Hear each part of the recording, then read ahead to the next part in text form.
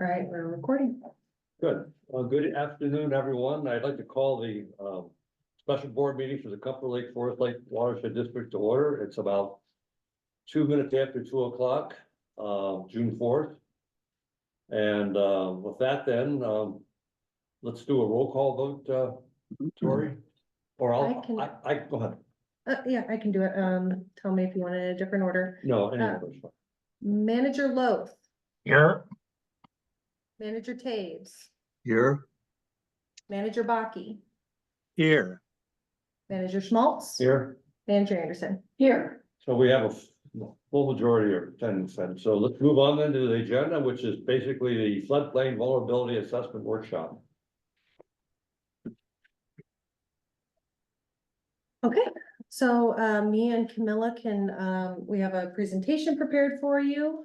These slides are posted on the June 4th board packet website, along with a cover memo. And so we can just kind of get into it. The presentation sort of walks us through it. So our objectives for today, we will look at these maps again and kind of confirm understanding of these priority maps that we prepared. They've been revised based on feedback from the last workshop on May 2nd. And then per board direction, Camilla and I met with the city engineers for Forest Lake, Scandia, and Wyoming and reviewed the maps with them. And so I'll share feedback from those engineers on the next slide. The other objective for this workshop is to, so we'll present the mapping and then confirm that gain consensus on those maps, which show the priority ranking, and then talk about modeling for additional sub-watersheds. Per board direction, we moved pollution sensitivity of near surface materials to the environmental category. These maps still have an even ranking for environmental versus infrastructure, social, and flood hazard. And then further, we will discuss priority sub-watersheds to evaluate flood reduction strategies, talk about what's been identified to date, what do the existing models tell us. And then after that point, we'll want to talk about sort of the next steps in the process in the future coming months, particularly what the community engagement component of this could look like. And we've got some recommendations, and we'll want to just get board consensus on sort of what that exactly will look like. So Camilla and I met with the city engineers after our last workshop, and this is the feedback, a summary of the feedback that they had given us. They had agreed with equally prioritizing environmental, social, and infrastructural factors in the planning. And so one moment, I had some additional notes here. Because there is so much potential for overlapping benefits that can serve the community in multiple ways. So sort of the reality is that all these projects, they'll be flood protection projects, but the location of the project or the scope of it, and all the different multiple benefits that can be achieved might be different based on how we decide this mapping. So any kind of project we would do would still be in the district's mission of flood mitigation, but it's just a matter of asking what for whom and why and who benefits from it. So the city engineers recommended that equal weighting. We talked about the city's priorities in terms of flood planning and mitigation. And so in a nutshell, their priorities were their roadway projects. And so when it comes to doing like stormwater management projects, it's primarily in relation to those roadways, so roadside stormwater practices, meeting those regulations of the district, but in some cases going above and beyond, and we do a lot of coordination with them on that. And then beyond that, the city's to date, their sort of flood mitigation plan has been more reactive, reacting to reports of localized flooding. But none of the cities are really comprehensively planning ahead and being proactive when it comes to climate change and flooding. It's really the watershed district is the one that's doing this sort of planning work proactively. But I will say the city of Forest Lake, one then the thing that they are doing that will support this effort is, we had mentioned last time, their highly detailed hydrologic model just for the downtown area. They said they're 75% finished right now. And so in the coming months, we hope that will be finished, and that could maybe, we can work closely with them to see how that might fold into this effort that we're doing. Use that model to predict flowage under certain conditions in the downtown area. It was mentioned at the last board meeting, a question of if cities have worked with private companies in the past, and kind of this broader question of how do private companies fit into this whole flood mitigation planning. And we asked that question to the cities, and kind of similar to the watershed district, the place where private entities have been involved to date is really when they are mandated to, when they trigger a rule and they have to implement stormwater practices. So for example, that Lighthouse Lofts downtown that has this underground water treatment system, that was a requirement of the district's stormwater rule to treat its stormwater. And they had to use this kind of innovative system because there really wasn't a lot of room to do it on the surface in a traditional way. And so that's something that could be explored further. Private corporations may or may not be willing to partner voluntarily, but I think on the flip side of it, it kind of speaks to the importance of the local regulatory programs that we do have, and how implementing these permitting programs of ours, it really does make a difference in terms of climate change mitigation and flood storage improvement in the watershed. And then finally, we talked about kind of what the community engagement work might look like with the city engineers. They thought that it would be good to hold those community engagement workshops first, kind of at the staff, and invite the staff level folks at the city, like the public works and then the engineers, and then ultimately present those results to the city councils via a joint workshop. So having those joint council watershed district workshops later on in the process. All right, so that was a recap of the city engineers. The next thing we have is recapping sort of what we talked about last time of the mapping done to date. So we had presented all these 4 categories and the existing data that we have, these layers that we have in GIS that we either had on hand or that you are created for us based on census data or information that we went and picked from the city's plans online.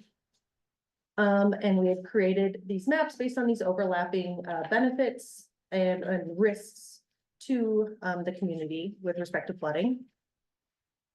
And so here, this slide, we've got the comparison of so on the left is the revised version of the map, kind of switching up how that environmental layer looks. We had added pollution sensitivity of near surface materials. That shifted things just a little bit. Here's that original version. So not a lot of major differences, but you can see a few subwatersheds changed. And this next slide I will show is kind of a more detailed map. And so I'm going to move this little thing up here. Sorry, one moment.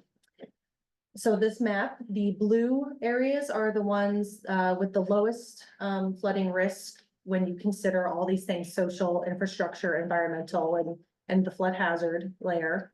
And then red is the highest risk.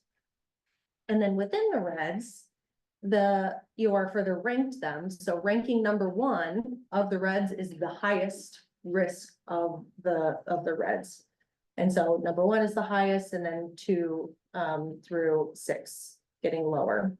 So, and another way, so we created this to hopefully make things a little bit easier to understand. Of those reds, what is the reddest red, or, what is the highest risk of those high risk subwatersheds? And so it is pointing to you're kind of seeing this pattern of the Sunrise River, Forest Lake, corridor there. And the most highly ranked sub-watershed is that shallow pond catchment. This is along the Sunrise River. It scored highly in all categories because it has a lot of those environmental factors of a restorable wetland and natural plant communities. It's got that impaired stream on there with the Sunrise River. It also scores really highly with the social layer, just considering the parks that are around that area, the residents, the census data, and then that infrastructure layer as well, the roads and other buildings and community features that are in this subwatershed. And so that is the highest, and then you can see the other very highly ranked ones around that as well. Just a quick question, Emily, what's the farther south red that we have, where is that exactly? I'm trying to figure out where that is.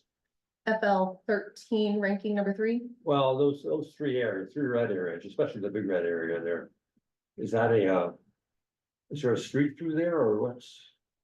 Am I circling the one Yeah, you're talking yeah. about? Mhm. Yeah, so Shields Lake is right underneath there. And then that'll be Highway 96. Oh, I There's see. Chestnut Creek, drainage area, that western piece so Shield Lake has several subcomponents, but that's the broader one, the golf course and the drainage area of partially that Wired Farm that we rent, and then Chestnut Creek. Hmm. On the west side of, I don't think that's being low land, but maybe it is. no, it's not. Well, Why? there's a lot of wetlands and it's. But in terms of its impact on Shields Lake, I believe, so. it'd be good. Okay, thank you. And just the amount of streets that are around there and residents that live there. Is Yeah, that by there's the a- high school? Is that by the Yeah. high school and the middle school? Yeah. Yeah. And isn't there still some agricultural land that's not been developed? A good chunk of that is still, Correct. right, ag? But, right. The high school's to the northwest and it's not in the district, of course. So this is flowing. To the northwest or southwest, is that what you mean? The flow is actually broadly to the east. In this particular. Okay, Beacon. To Shields Lake and then Yeah. Secretary. And then it goes out. There's also one critical facility, there's a Minnesota Lutheran Church of Jesus. Oh, that. okay. area.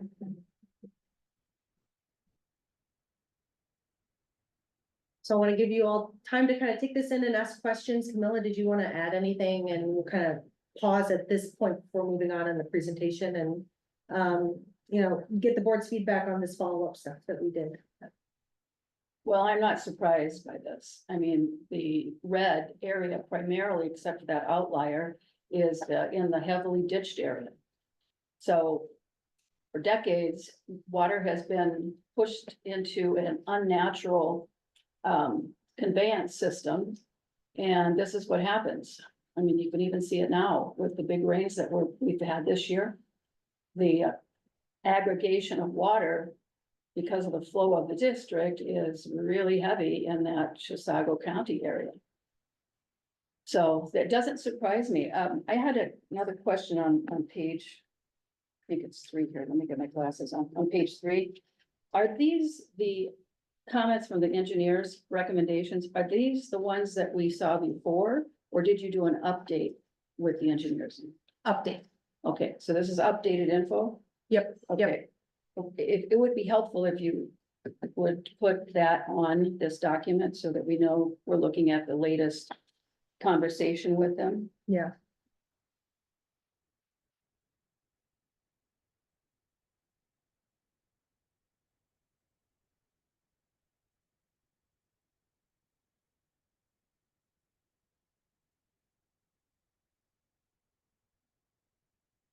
What is the definition of a catchment again? I'm just drawing the blank and how do we define a catchment? Yeah, so like a smaller area in which all of the water that, falls on the landscape flows to a single point.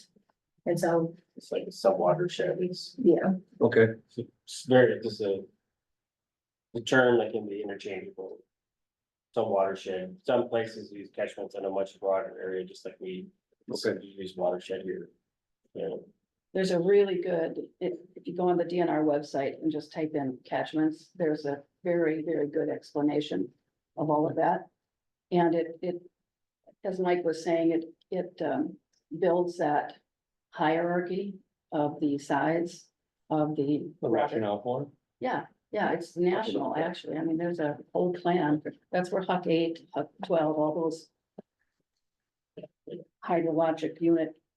That's what the Lower St. Croix and all of those, you know, one watershed, one plan areas are based on. So is this at the lowest level or is it somewhere in between, or since there is different levels, where does this fit in terms of how we define the catchment? If there is a, yeah, it's one of the lowest levels. I think it's Okay. it is the finest level Okay. that we have.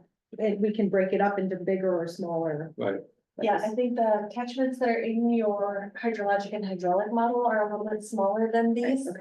But these were just generated by EOR, the hydrologic boundaries in the model were generated by EOR, so they do not fit exactly the okay. catchments that Jackie was explaining.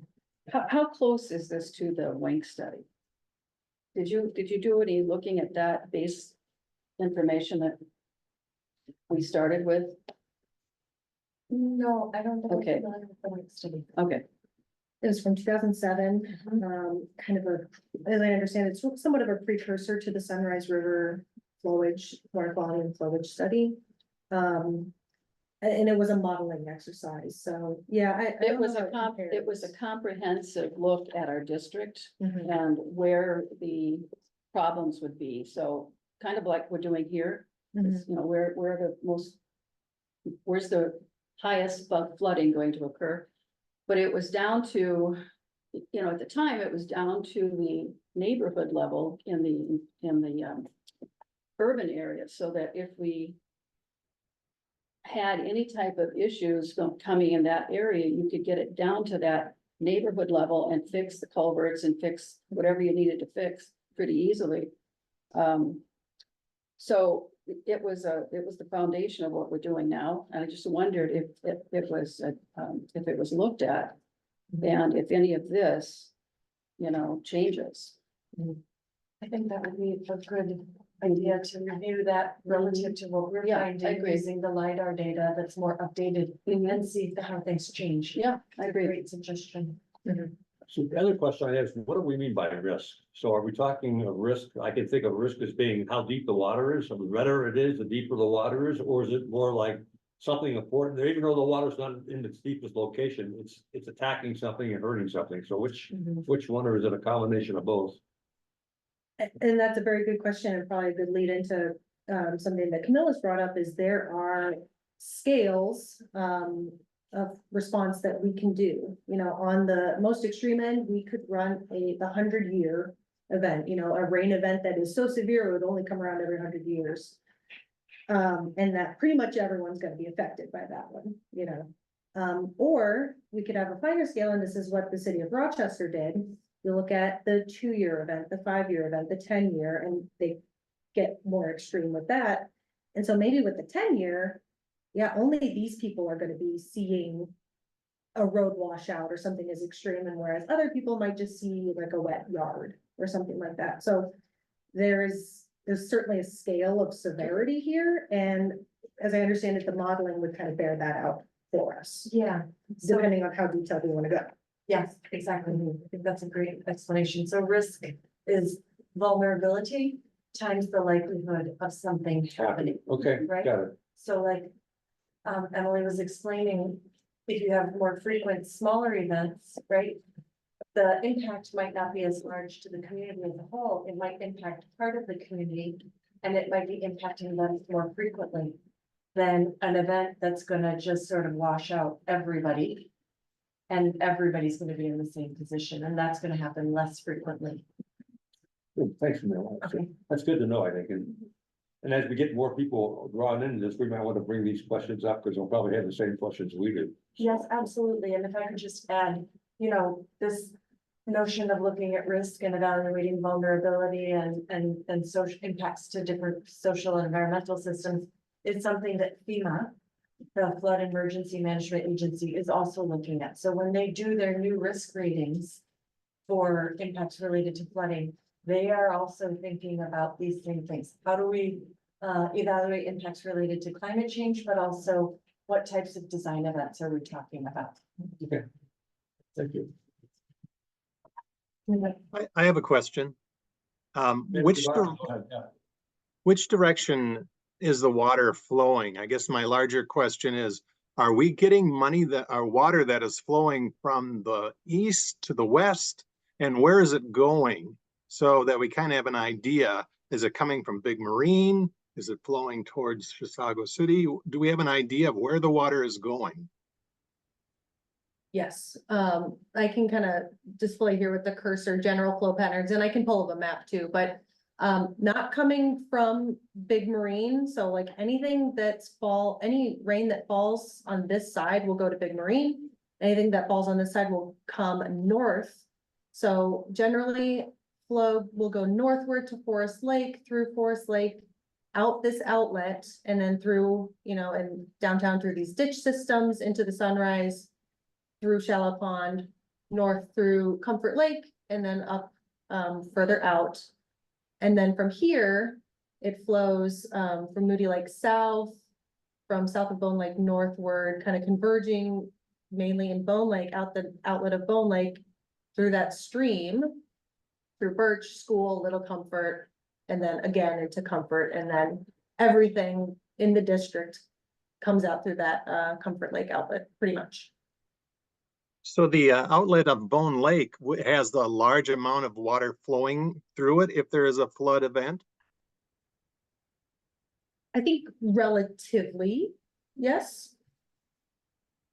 Yes, it's possible that, in 2014, that water was over the top of the, outlet structure, the fish outlet structure and I think has occurred one other time, but the pipe is at maximum capacity underneath that roadway.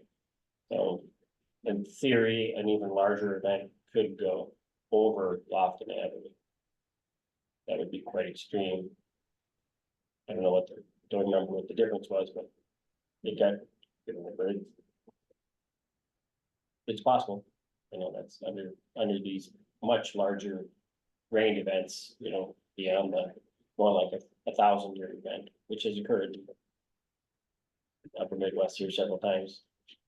The only other caveat with that question, Mr. President, Andrew Bakke, is that the groundwater flow, though, is different. So that's the only caveat with that, is that all the underlying geology is tipped to the southeast, towards the St. Croix. So your larger groundwater flows farther. Your localized near surface stuff flows just as you would see from like Keewatin towards Forest Lake. As you get deeper, that larger flow flows towards the St. Croix River and that particular direction. Interesting. Just a kind of question, I guess. Speaking of that Bone Lake subwatershed, the fact that still has so much open area with ag land and undeveloped land, that's a real positive though for that area. So the protection of those areas becomes really important. And part of, what we have been doing all these big studies for is to identify those areas that we need to protect. So, I know I've talked to you about it many times, but we really have to start pushing on that. We've spent a lot of time, getting the data together, but, time's ticking away here. So I'd really like to see that be a focus, that we have that inventory of our natural areas completed, if it's not done already, and shared with the board so that we can start making plans on how we're going to do this. There's lots of money in that Lessard Sam area, but there's that new grant for protection of natural areas with that new climate change bill that's passed. We still have to learn the details of that. But there's gonna be a lot of money to be used in grants so that we can protect what we need to protect. And set that stuff aside as quickly as we can before we get into some type of a bidding war. Mike, go ahead. So, right, that's right, so we started with, obviously with the Bone Lake South property there. The other piece, I guess, is why we're doing all of this is to help understand from a flood mitigation and modeling standpoint, what are some of the top ranking areas. Exactly. This will, I think there's also just a larger question of, under these higher flow regimes, and again, we know Atlas 14 was developed prior to some of these wettest years on record. Are the rules going to, recommended rules even on a statewide basis? Will we want to look at stormwater even more diligently? Mhm. I think that's still an or question that's out there, but for the district, right, we would want to reprioritize through the modeling that we anticipate. It's sort of the next phase of this process. Because we don't have that specific information.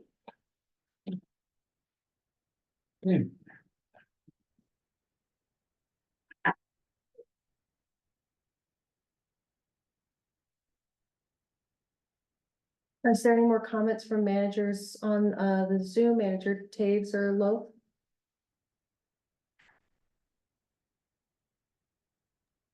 Well, from up in our direction, I'm gathering from this that we don't contribute as much to the flooding. But at the same time, we do have some pretty good wetlands up here. We could impound water if necessary to prevent larger runoffs down towards Little Comfort and Comfort. Just looking around the landscape, there's some pretty significant wetlands that could easily pick up 3 to 6 inches in a big event and hold them back. Correct, right, so with the Chisago SWCD and DOR, we've done some of that wetland survey. Currently, we have completed, but the question is which ones have the greatest impact? Mhm.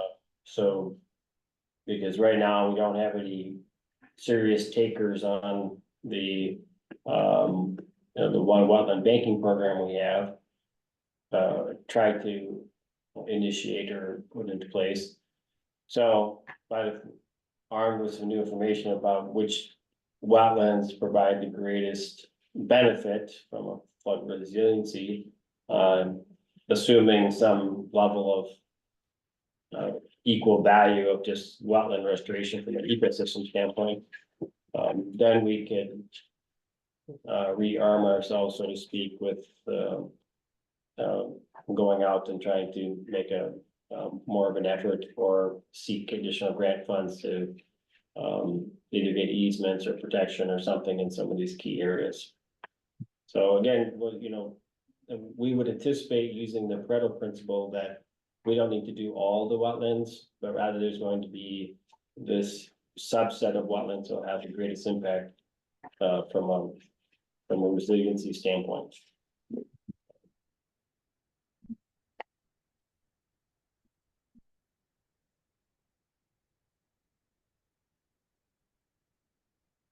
Okay, so let me pull back up the PowerPoint here.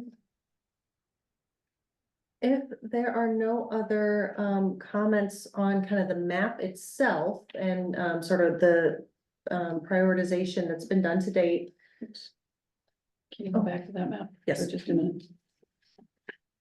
Okay, can you point out Highway 61 in that red area up in Chisago County?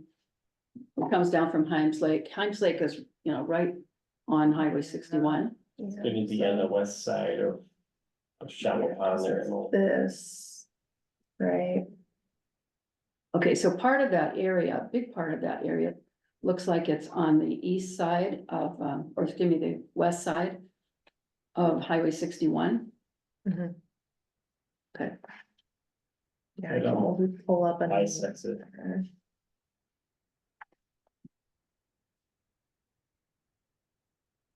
Yeah, cause it hugs Himes Lake here. Mhm.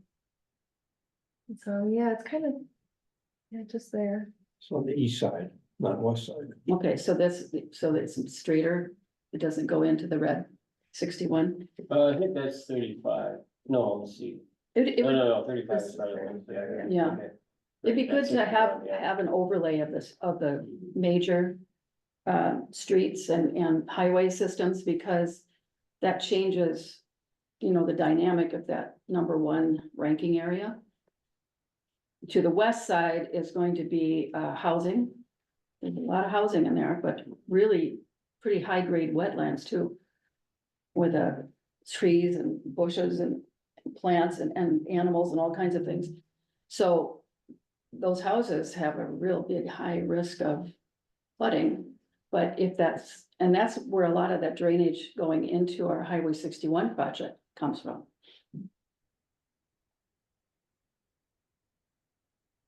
So anyway, just if you could have streets or major Mhm. highways added, that would be helpful. And that is one of the layers in that Okay. infrastructure, Yeah. so just highlighting that layer more. Mhm. Okay.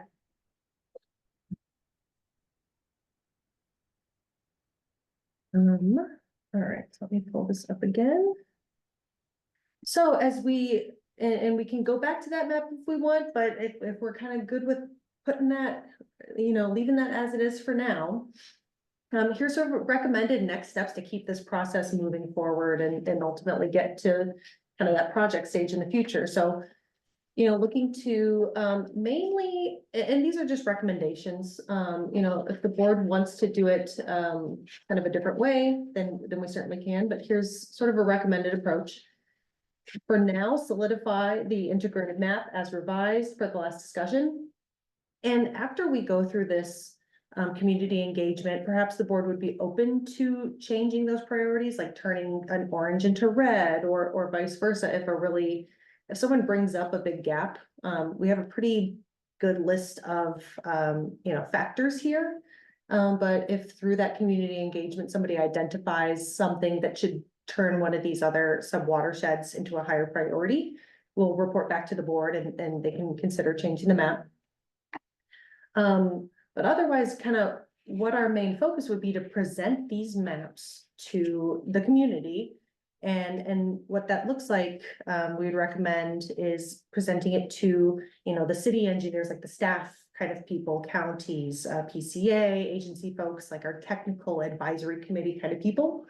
But then also presenting it to, people that aren't necessarily getting paid to be there, like the staffs, but, community members. And we would work with a community engagement consultants and associates to help do that analysis and identify who those people are that we haven't really talked to. And some of them, it is kind of, the usual suspects and people that know about us, like associations and whatnot, but reaching out to people that we might not have thought of before. So identifying those folks and getting them in the room and showing them what we are planning to do here and getting their feedback on that. And then after that community engagement, we would recommend that we have EOR perform some modeling. We could look at one of the reddest of the reds, such as that shallow pond. And we'd probably want to do everything upstream of that just because of how interconnected that hydrological flow would be. And then see what that looks like.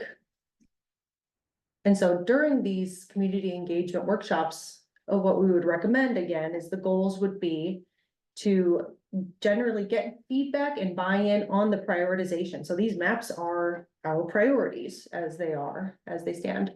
And then see if there are any gaps that the community might identify in our prioritization methodology. So do we need to change those maps, like I said? And then the district can assess if they want to do that.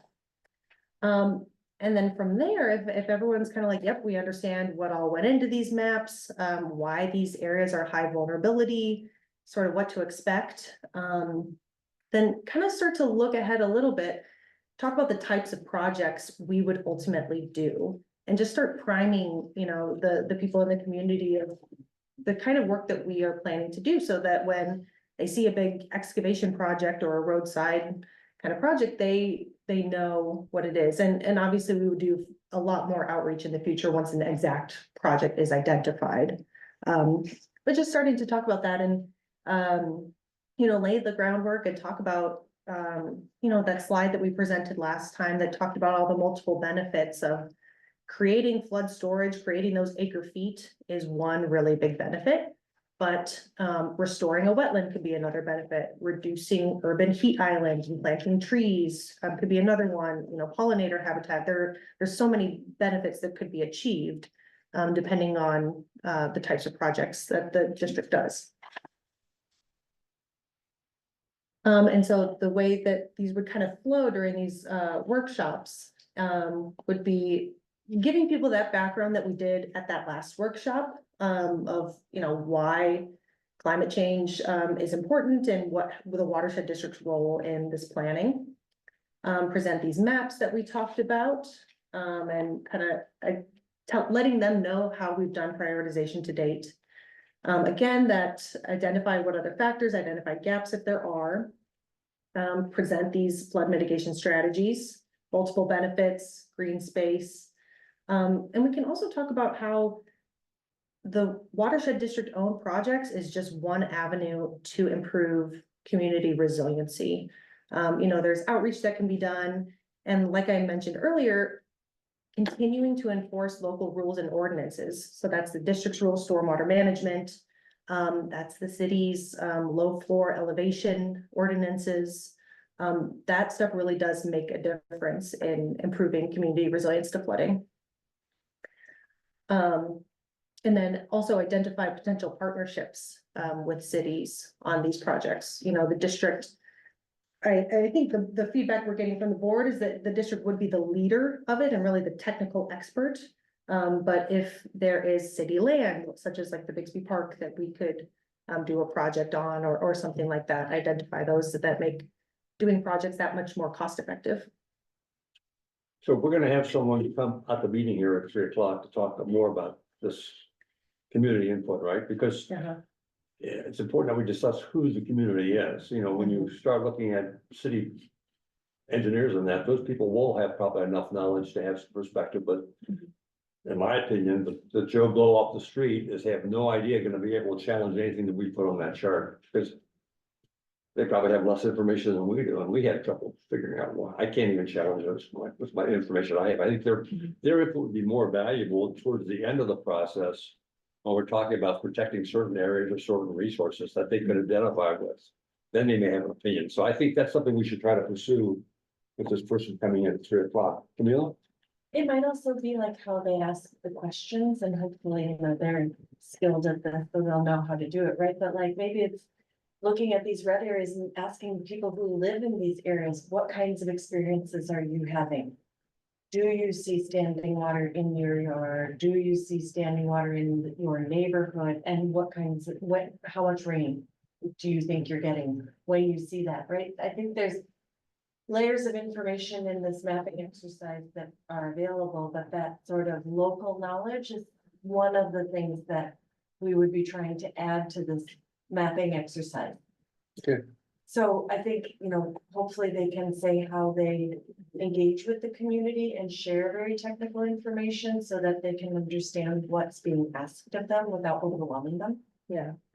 And I would recommend that it kind of goes both ways. We could learn from them, like Camilla's saying, but this is also just kind of priming them on we are letting you know the stuff that we have in the pipeline and, why we are doing this. So ultimately, when you see a project or when you are building a home and there are rules that you need to abide by, you're understanding that is, all of this comes together to protect us from flooding. Okay.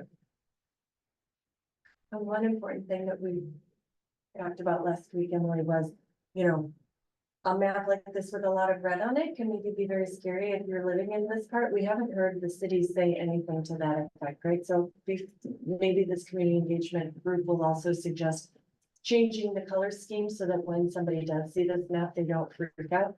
It is very, it's, you know, a preliminary planning tool, right? This isn't the results of the hydrologic and hydraulic analysis. Right. So before we go out to the public, we should make sure that what's being presented isn't going to alarm anybody.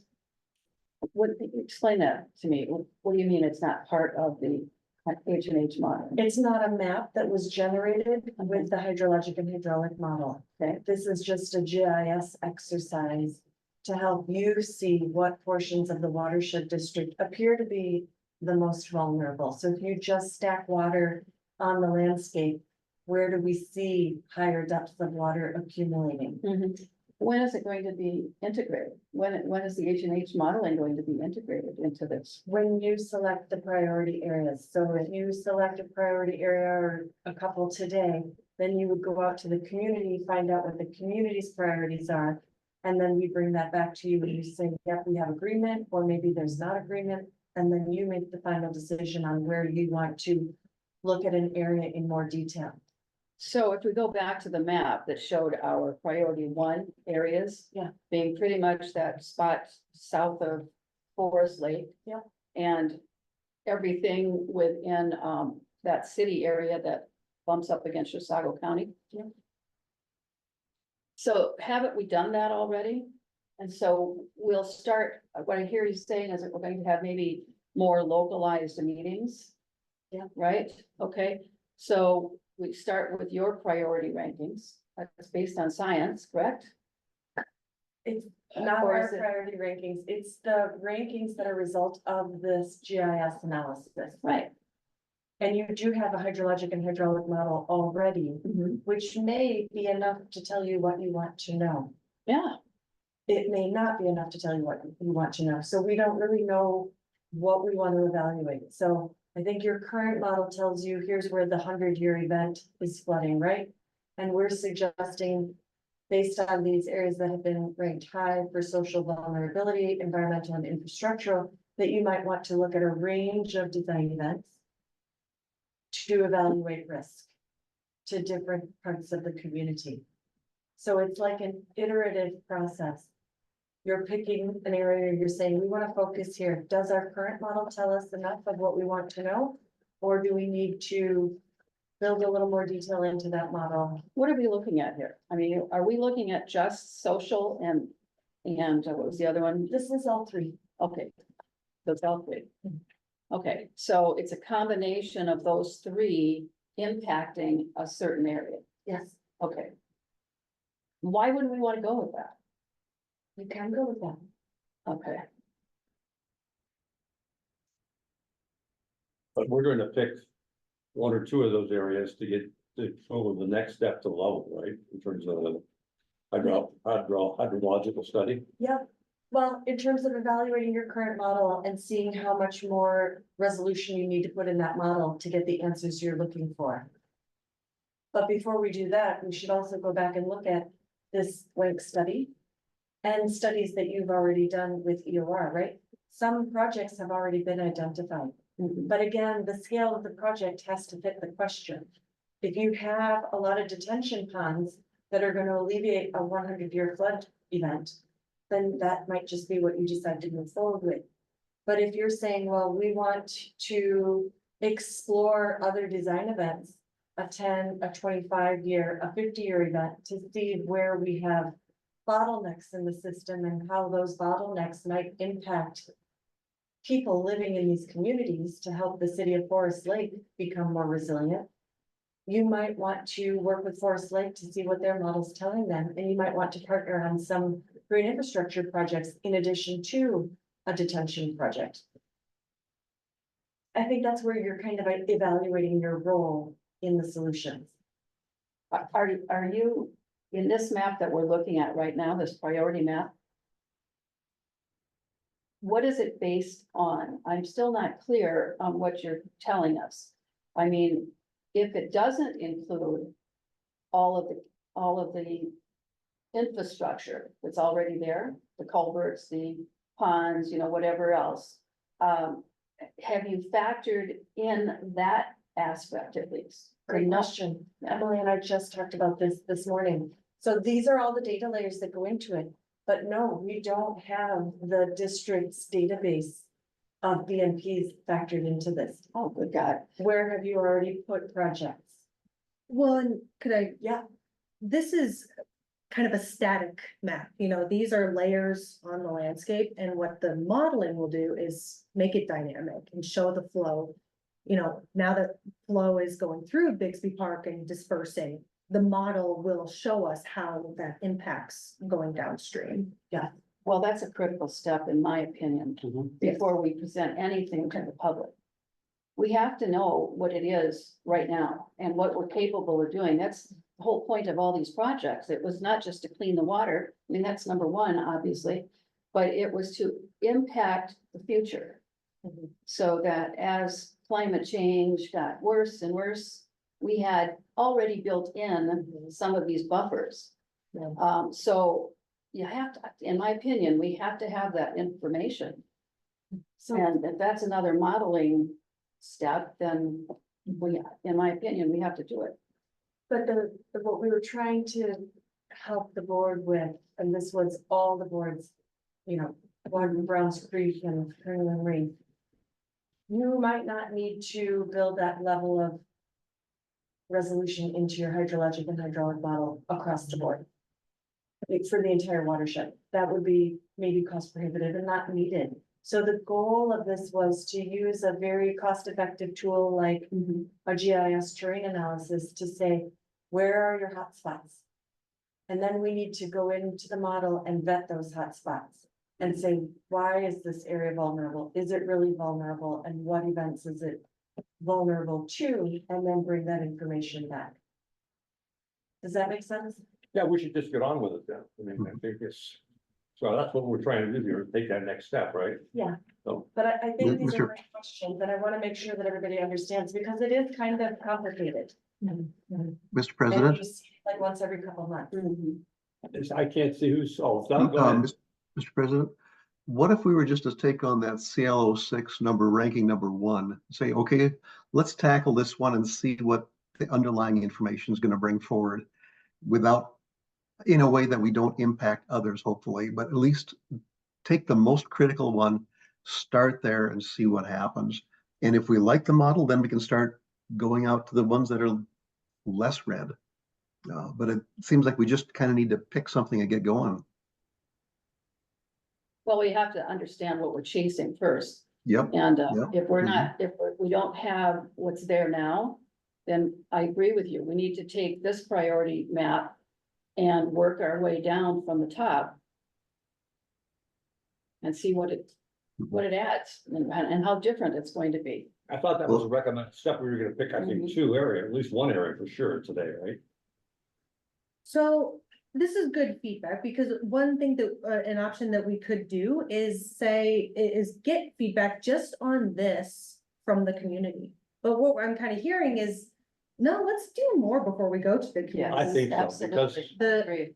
you're gonna be talking to the people that can't hear what we're saying because they just don't understand it. They're Yeah, I looking agree. to us for expertise. I mean, they're gonna be, if their school gets flooded, they're gonna tell us about that. Absolutely. If the school's not flooded, they're gonna ask, why isn't it flooded when something next to it is flooded? So. And so, and I would just say it is costly to do the modeling. And so we wanna make sure the board is on board with where we would do that modeling, where we'd spend that, we would get a quote from EOR to, let's talk a little bit more about exactly what. And then bring that back. And then, kind of start walking down that path. If we feel that, the data's pointing us that way.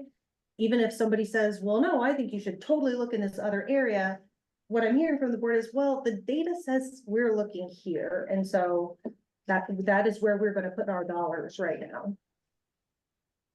President Small, Go ahead, Chris.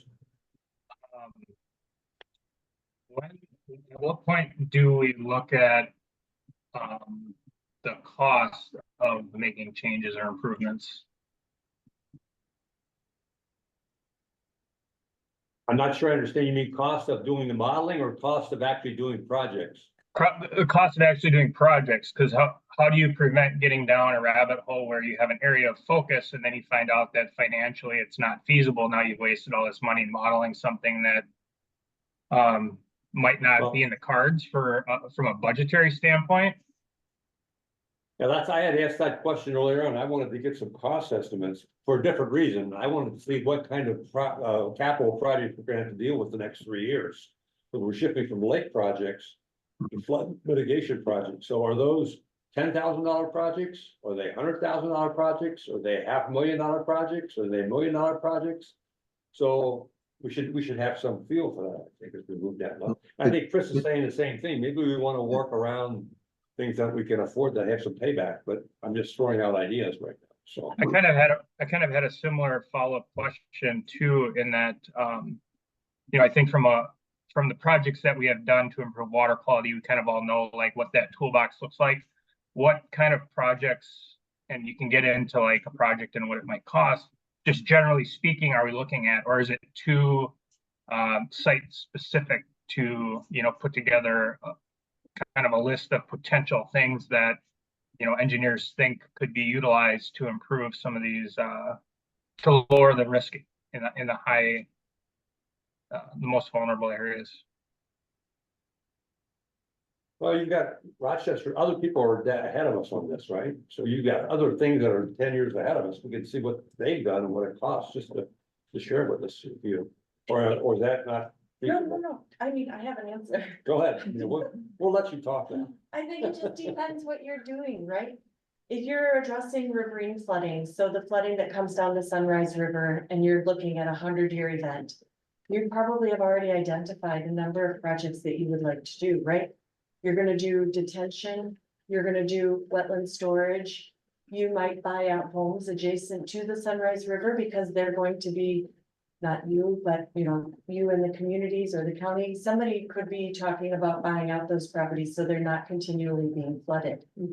If you're talking about urban flash flooding because you have storm sewers that are backing up for a now 5-year event because they were designed for a 10-year event 20 years ago, but now that happens more frequently, then you're looking at different types of practices, like you're looking at underground storage, you're looking at stormwater reuse, you're looking at green infrastructure.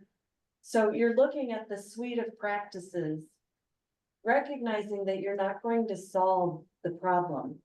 You're just making communities more resilient. So the next time there is a big event, they are more able to bounce back quicker than they would have been had you not done anything. And projects that we identify with the modeling, you don't have to do them all next year, right? It might just get built into your plan and you're budgeting or looking for funding opportunities or partnerships to implement those over the next 10 years. And when you say partnerships, you mean the communities, Yes, because keeping people's property from the damage of flooding is their responsibility. And we're coming in as technical experts saying, this is where we're going to see the biggest impact. If we're mixing all of those different priorities, we're not separating out environmental from social and so forth. It's more receptive to the community partners that we have because it's addressing several things for them. And they don't have to spend the money, it's coming in through the taxes from the people within this district, but at least for this portion of Forest Lake, for example, our biggest city, we will have taken care of that technical part. But when it comes to the projects, they're gonna be on the heavier end of that. right, maybe expense. they're doing the smaller projects, maybe the street improvement projects, Yeah. whatever they could do, and maybe the watershed is taking the lead on the larger. On the infrastructure planning. projects. On the planning Or and the yes, wetland banking. and the or multiple location projects. And Okay. some projects might be free, like Yeah. Mike Kinney just said, you might look at this and say, okay, well, now if this is what things look like in the future, maybe we should anticipate that now and say you don't have to meet Atlas 14, maybe you have to meet Atlas 14 plus 20% or something else. Yeah. So you also have the rules as a tool. Yeah, and that's where we can get our community partners when we meet with them. They're gonna make that decision, not the individual citizens. Right. unless we do some kind of polling and, within each of those city areas. Okay, So getting on what Chris was talking about, we talked about cost, there seems to be some concern about the cost of modeling, so it's gonna cost us, what, 35,000 to have a. To have a community input sessions, a series of sessions, I think that's the number I remember seeing.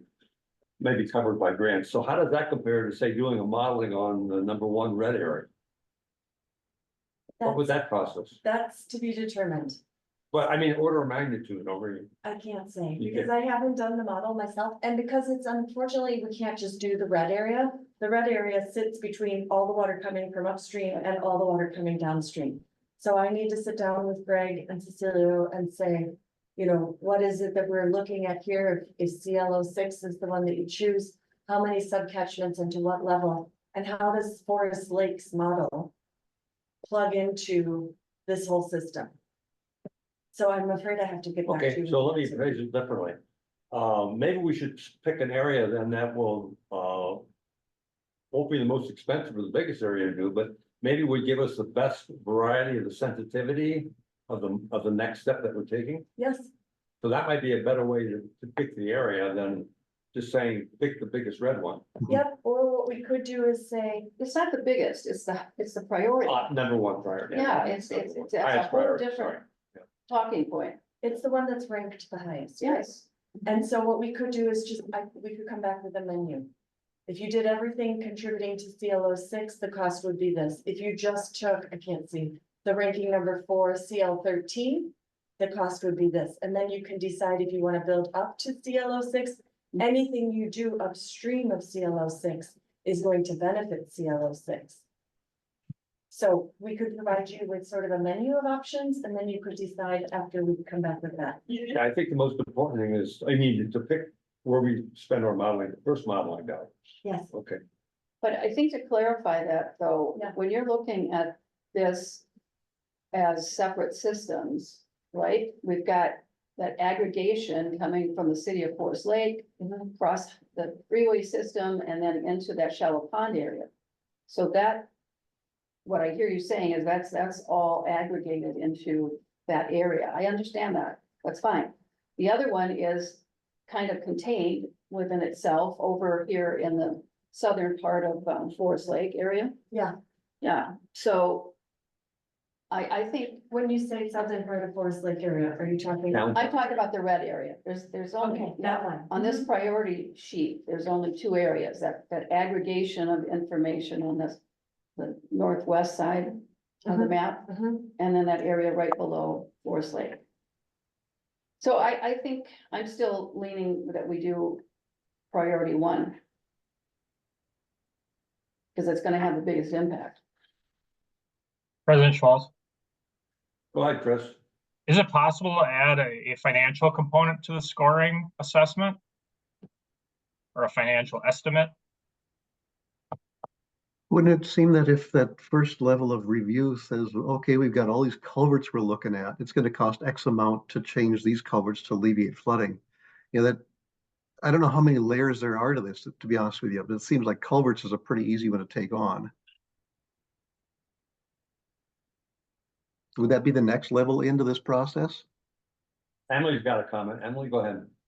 Like I say, to Chris's comment, I think that's the menu that Camilla is talking about of different options of modeling, like how much modeling we want to do, if we want to do this whole corridor or just a few. How much will it cost? I think that'll be helpful.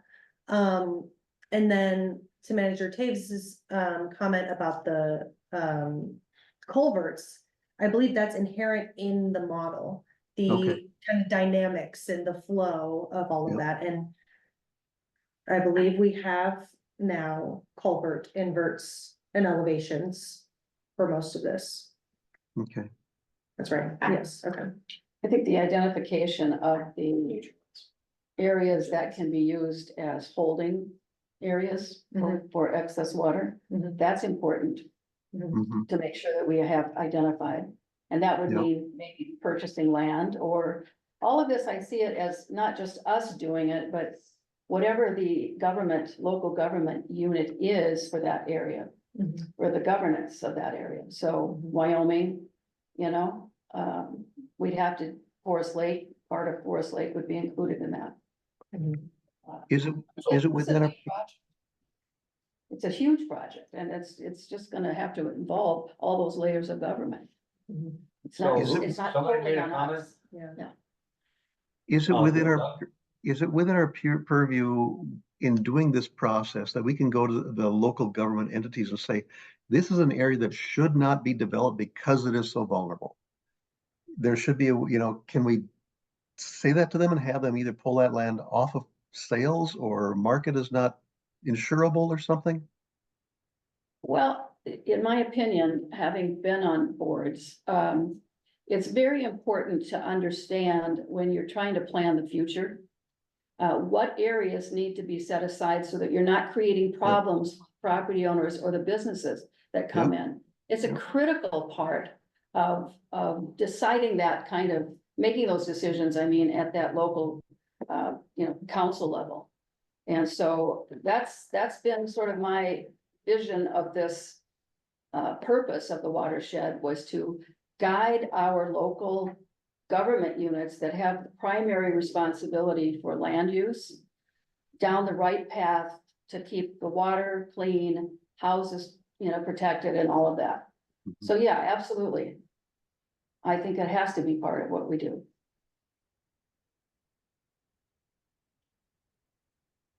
So I think then we should probably just, I know we wanted to move on anyway, I think we have a better understanding what we're moving to. And I'd like to know his idea of having a menu of costs that we can build as much or as little as we want. Okay, Excuse me. that sounds good. And maybe just so that I'm clear, I'm hearing that you want to focus on that channel draining to CLO 6. But I also hear interest in FL 13. So I might just throw that in the mix too. If that one was way more cost effective, you might want to just start there. And then, was there anything with Bone Lake? Isn't CL 14, I guess, a higher risk than FL 13? It is. It's ranked higher than FL 13, but I would include that in the menu of everything draining to CLO 6. Does that make sense? Hmm, mhm.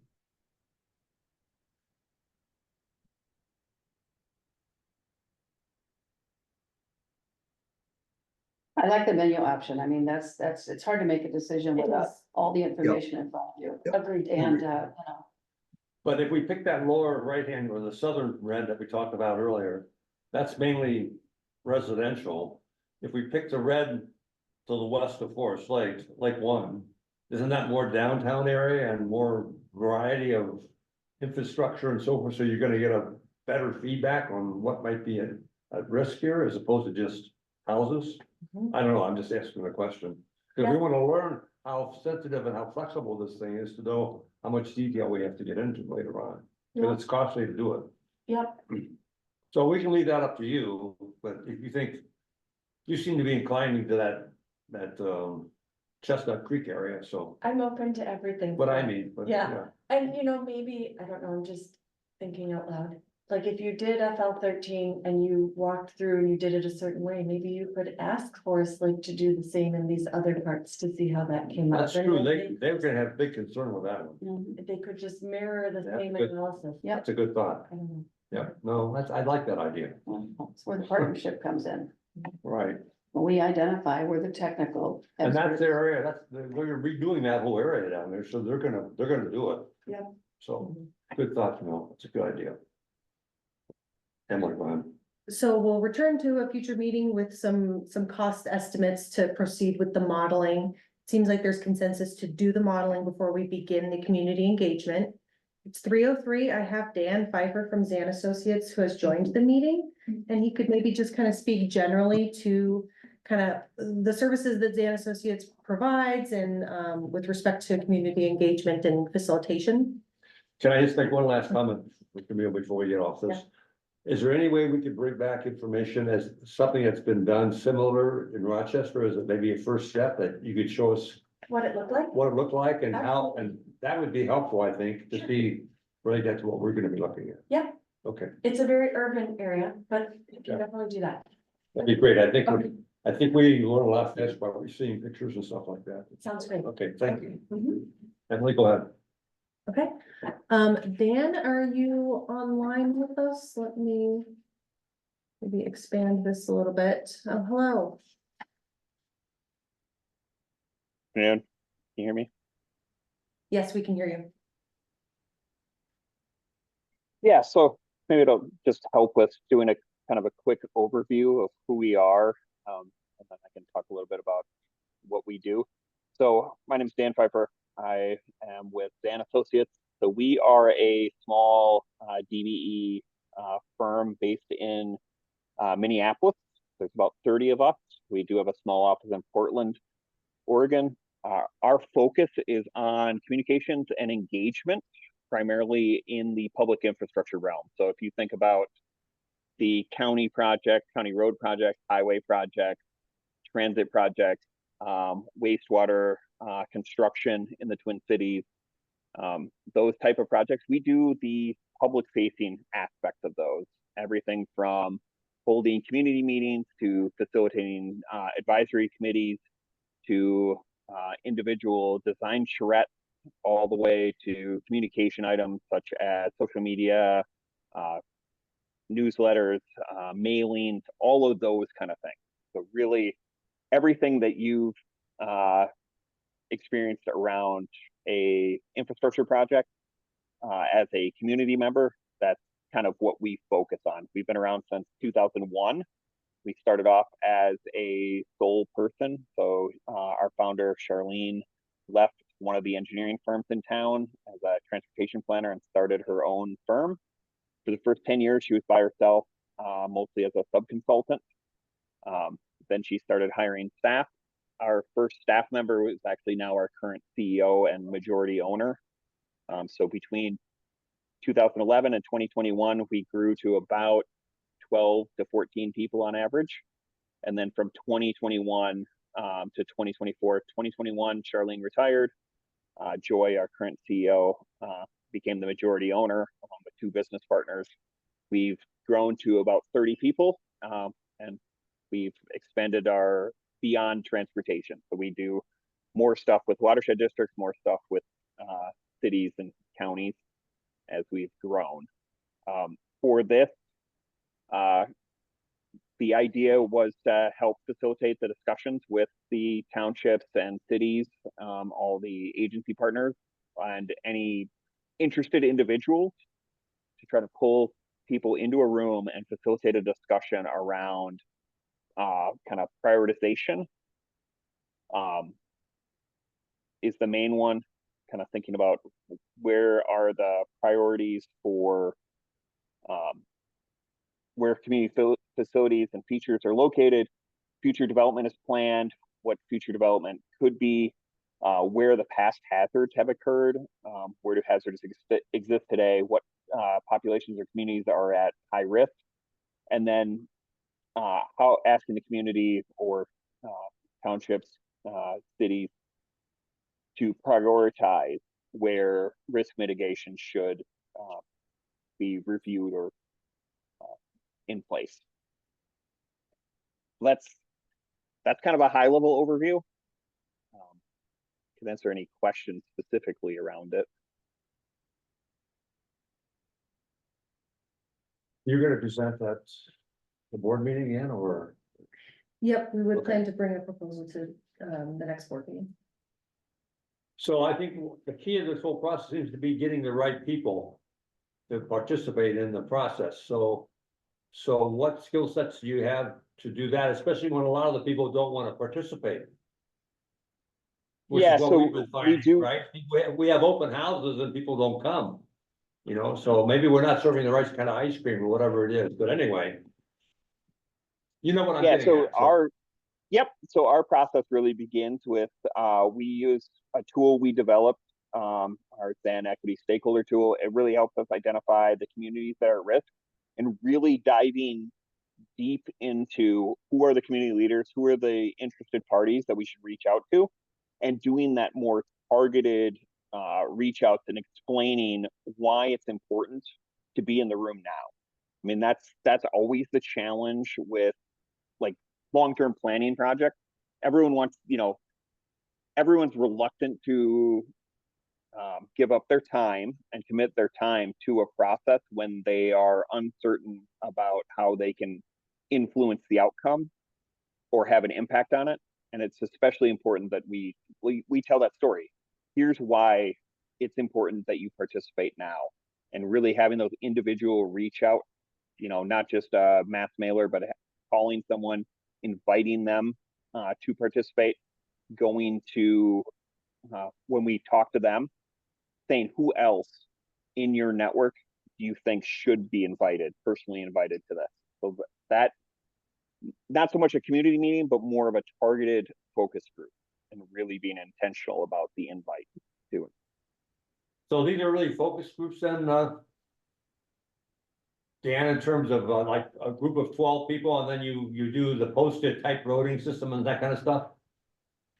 Yeah, so doing some different activities, so presenting some information. One of the things that's going to be important, especially as you move away from having technical staff, so some of the cities and townships might have technical staff that are used to talking about flood risk and those kind of things, is bringing everyone that's at the table up to a certain level so they can effectively provide input on the process. So it really starts with having that kind of baseline. Here's what we're talking about today. Here's the risk that we're talking about. Here's why this matters. Like having that discussion first, and then designing the activities to facilitate a conversation both between the participants and the facilitator or the watershed district and the participants themselves. So getting them talking to each other. So when we think about the group size, like ideally we want to keep it, 10 to 12 in a group, but if you want to do a larger group where you have more, when you get up to like, say 40, you would do the main table setting activities in the whole group and then break it down into smaller groups to have the more nuanced conversations and then reporting back to the bigger group. That's from a facilitator standpoint, 40 people sitting around a table talking is not going to be as effective as breaking everyone into smaller groups and having people have conversations together and then coming back and reporting. Thank you. Any other questions from the board? I like that there's a lot of government focus in your business. So that's good. Our primary, almost probably 90% of our work is either directly for a government entity or it's as a sub-consultant to an engineering firm that's working for a government entity. Good. The other thing we're struggling with, as you may have heard, if you got on earlier, is that how soon do we interact with the community? We were having a discussion before that the information we're getting right now is pretty general, and none of us at this board even are in a position to challenge what they've said are the priorities, right? So maybe we should wait till later on when there's more specific information they might be able to relate to before we start spending money talking to them. So I'm just sharing that with you. So when you come back to the board meeting, that's going to be a question you're going to get for sure, because we're struggling with it right now. And anything you can do to help us understand how you can manage that for us would be appreciated. I think because this is a highly technical aspect, you're not talking about setting a community vision for 10 years down the line. Like, how does someone, want their community to develop, which is something you can go out and ask without too much of that prep work. This is one where you really do want to have some of the baseline data available to do that kind of initial presentation discussion, so that everyone kind of understands what we're talking about, set that table, and then have the discussion amongst them. A couple of the projects that I'm thinking of that we've done recently, we're currently doing one facilitating a stakeholder group related to White Bear Lake.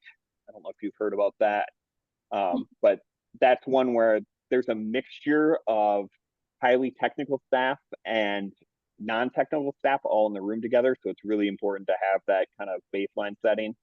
And then we've done a lot recently with like climate resilience and vulnerable road user work with MnDOT around the state.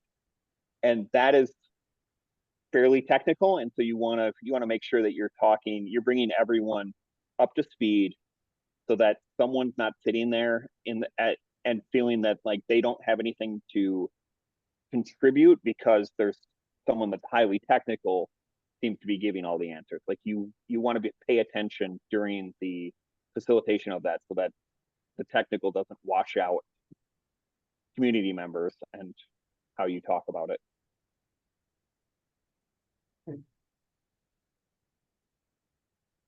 Any other questions? President Schmalz? Yes, Chris, go ahead. I was gonna ask, Dan, and he already kind of alluded to one client, with White Bear, but, can you give us a rundown and maybe I know that's a very high profile issue down there. Just maybe some different clients that you're, able to share with us that you've done work with in the past? So besides MnDOT, we do a lot of work with the city of Minneapolis on the transportation side. We've been helping work with 9 Mile Watershed District, 9 Mile Creek on some DEI work, both internally and towards their external engagement. So helping them reach more populations and building that into their planning process. Trying to think what other watershed districts. The watershed districts are a little bit newer. We've been doing Met Council sewer work for probably 9 or 10 years, where we do the construction communications for all of their interceptor projects. We've done a lot of kind of design facilitation around stationary planning for transit projects. We've done that for Metro Transit. I've done some stakeholder advisory groups around solar projects in southern Minnesota for the Department of Commerce, which is bringing together agency, so townships and city and county together to talk about a future project and what should be analyzed in the environmental assessment process. Trying to think. There's a lot of our work is MnDOT, Met Council. We've done some stuff around regional parks, so having individual reach out and kind of engagement process around underrepresented communities and their use of the regional park system for a historical study for the council. I'd give you an idea. It's basically everything. You can think of everything from like the vision, the initial visioning, what should be, all the way through design to construction. Thank you. Any other questions from the board? Thank you so much for coming out, visiting with us. We'll see Thank you you, at the next board. If you would like, I hadn't planned on him attending the next board meeting, but, Oh, I can see if thought he's this available. was, okay, this was a regular, okay, so that's fine. Okay. All right, thank you, Dan. Thank you for having me. All right. I will, So we have a quote from them already? I remember seeing it, but it's been a while since I looked at it, so. yeah, and we've kind of, so we received a proposal, back in January. Kind of considering the budget and talking with Adam about what things we could do in-house, what things we would have Zan do. And so that brings me to, I have another slide if I could advance. Just kind of thinking about generally, oh, hold on.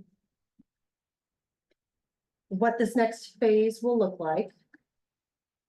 So,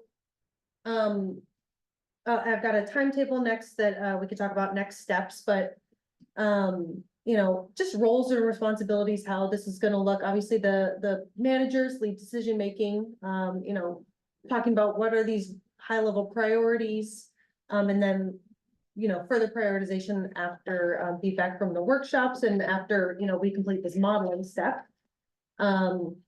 And so what staff can do is a lot of the scheduling, location invites, setting up these focus groups, workshops, however you want to call them. And then doing additional outreach at like, say, Arts in the Park, and online. EOR is our lead technical, presenting the maps and answering technical questions. And then, so what Zan could do is, write this engagement plan, with input from the district, perform that audience analysis. And then kind of lead the discussions during the workshops, to solicit that feedback, as Dan was saying. And so, with that in mind, we'll have a draft proposal coming to the June 13th regular board meeting. That's We what had- I'm thinking. Yeah, we had slimmed it down a little bit, with budget considerations to hopefully free up some more budget for the modeling. And so we'll think about how, where this budget line item is at, how much we would devote to, Zan Associates, and then how much we have for the modeling, getting that menu that Camilla talked about, from EOR will sort of help us think about that budgetary component. And then I will advance one more, excuse me. Oh, there it is, okay. So we'll change this up a little bit and do the modeling first and then, check back in with the board. I'll discuss with Camilla what the timing, would look like for all of that, but we'll circle back with you all on like the pricing and then the modeling itself. Zan Associates, and the board can consider a proposal from Zan at the June 13th board meeting. We can kind of start the contracting process. Zan Associates doesn't have, the capacity to start until late July anyway, so that kind of works out with, if we're doing some modeling, that timing should probably, work well. And then kind of hashing out the details of, okay, and checking back in with the board, of course, here's what the modeling looks like, and here's what we'll present during these workshops. And then over kind of the summer and fall, holding these, consecutive workshops. And then we're looking into later in the year, early next year, to be kind of finalizing a final report on this. And then, talking about next steps, this modeling, it can start to identify potential places to store water and types of practices, but it won't, go so far as like a diagnostic study where it's like, here is your list of practices, here is the top most cost-effective one. It'll be the next step toward getting to that. And so then that, project identification and things like that will occur next year. And then we'll start applying for grants, Okay. then.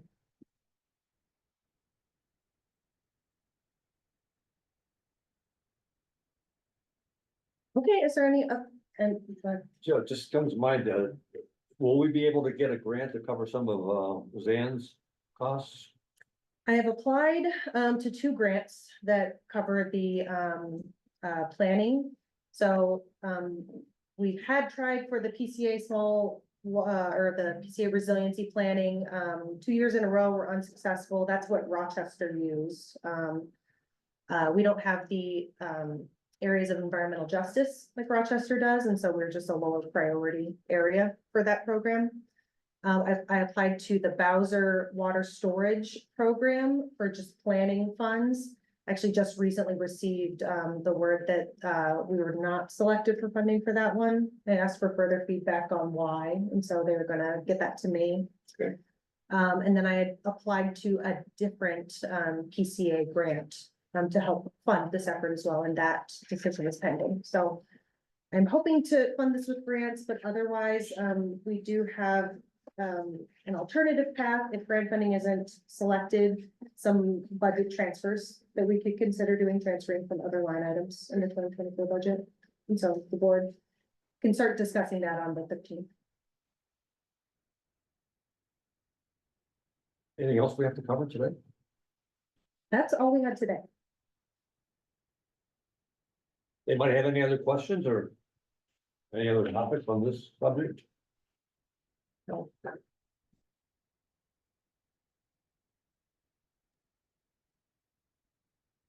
Board members, do you have any other thoughts that you want to bring up before we adjourn? Not here. So how's everybody feeling about this so far? I know we haven't gone into a lot of detail, but it looks like the next step will be. But any feedback on that? I guess I would say that I'm sorry, Doug, go ahead. I was just gonna say, I think this next step is gonna give us a lot better idea of what we're up against and what we can do. So I'm looking forward to that. Good, thanks, Doug. Anybody else? Anybody have Yeah, any concerns still? I would agree with that, that we're headed in the right direction. I think, I know there's been a lot of research and work that has gone into this to get us to where we are today, but it just shows us how big a journey this is. It's quite an undertaking, so I'm feeling good about our direction.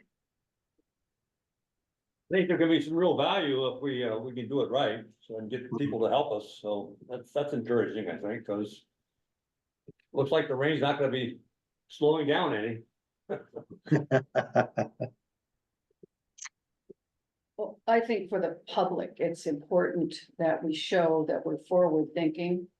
And that it's not just cursory, but it's detailed planning. I think that's gonna bring a lot of confidence to people. And comfort, you know, that when these events start getting worse than they are now, which is already worse than it has been in the past, that we're gonna be prepared for it. So I think it's a good move. Okay, anybody else?